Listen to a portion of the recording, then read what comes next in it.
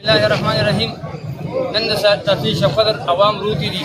او د خپل حق حقوقو لپاره روتي دي. دوی د خپل حق نه ملاوي، کوم اوړه چې راځي هغه اوړه ایسي د خپل منمانۍ لپاره او د خپل اثر رسوخ باندې تقسیموي او قسم تقسیموي نه 5000 توړي دي او 5000 ډیلی بیس باندې د شب قدر لپاره دغه شوي دي او پای کې چې کوم دي 3000 باندې تقسیمېږي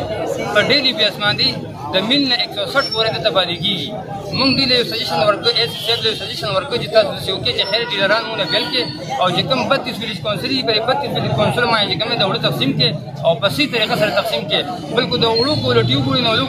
د وړو کوالټي څه ده چې بالکل ګوره ده. په دې کې چې کوم 10 کیلو دا تیلې ده په 10 کیلو کې چې کوم دي نو 7 کیلو وړو خيږي دا 3 کیلو به کوم دي ګوره خيږي. یو خدا خبره دا به مس خبره ده. لہذا چې کوم دي د دینه او چې تاسو سره د ریکوست کوم درخواست کوم چې تاسو د خلاف اکشن والے او دا ایس چې کوم دي دا موزه کرسي ده. دا کرسي چې کوم ده موزه کرسي دي ما موزه سړی پکار دي چې دا عوام مسائل حل کی چې عوام مسائل پیدا کی عوام ته نو دا خو ایس نشو دا خو چې کوم دي یو خپل یو دغه لپاره راغلي دي یو خپل بدمعشي لپاره راغلي دي د کبر او د غرور خبرې دي هغه سره چې خبره کوي ته وایي کني بس ته وایي کني دا چرته یو د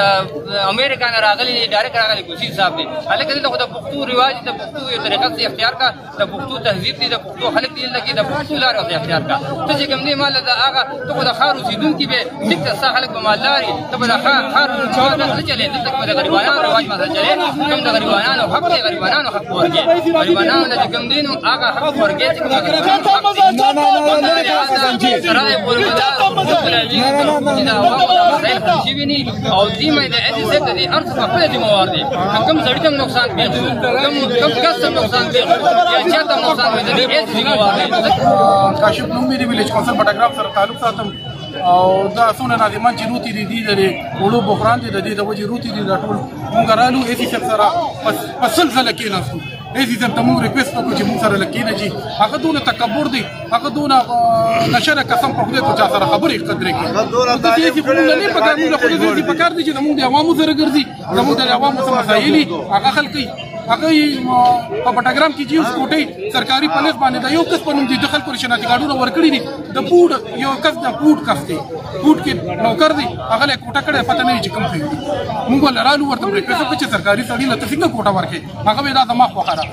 نو اته ناظمان بدنام دي چې ناظمانو سره کوټه دو ناظمانو سره کوټي دي مونږ سره جیس کوټي نشته نه ورکړي صرف دونه چک به مونږ ساده چې کوم ویلیج کونسل درازي نو مونږ داغي صحیح استعمال کو مونږ راغی په صحیح طریقو باندې دی وی چې ناظم پیسې زیاتې غشتي کوټې کا وړې زیات ګران خرڅ کړي یو خبره دی مونږ باندې اثبات مونږ هر سړی له مونږ خلکم د مړې دراني هر عوام زمونږ باندې تر راتانګي هغه مونږ ګران خرڅولې شو یا مونږ غلط خرڅولې شو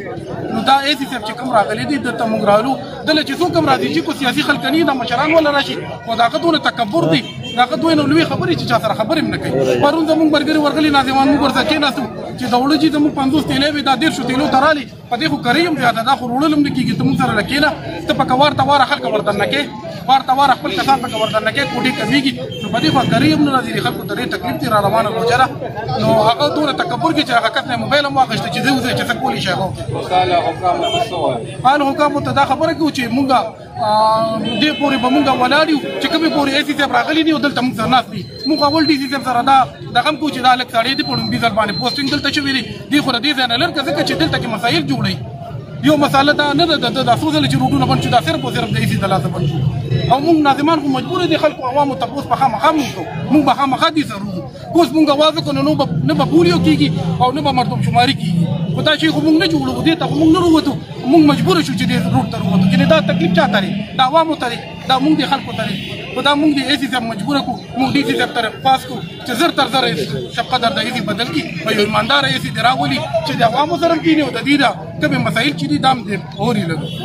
خو بار بار دا خبره وکړه زموږ د ټولو ملګرو د ټولو متفقه باندې دا یو فیصله ده چې مونږ د عوام چې کوم دي نو مونږ یو عوامو له مونږ تکلیف نه ورکړو خو دې خلکو مونږ مجبور کړو نو چې کوم مرګرو غوښتنه وکړه چې تر څو پورې ایسي دلته نه راغلی او زموږ د وړو مسله نه حل شوې د بجلۍ مسله نه حل شوې دلته مونږ سره ناست ني تر هغې پورې مونږ خپل پروټیسټ نه ختمو انشاءالله که تر کومې پورې الله چارواکي رانل مونږ به دلته ناست مونږ د دې نه پس دلته کیمپونه لګو کرسۍ دلته چوکټونه دلته چوتنبان دلته لګو دا عوام دي دا به مونږ سره خامخا ودرېږي مونږ د چا لپاره روتو دا ټول عوام دي کنه خو یا به د چنچې کې زما خور مور یا به کې د بل خور مور مونږ ان شاء الله دا نه غواړو چې عوامو ته تکلیف ورسي خو د عوامو ته تکلیف دی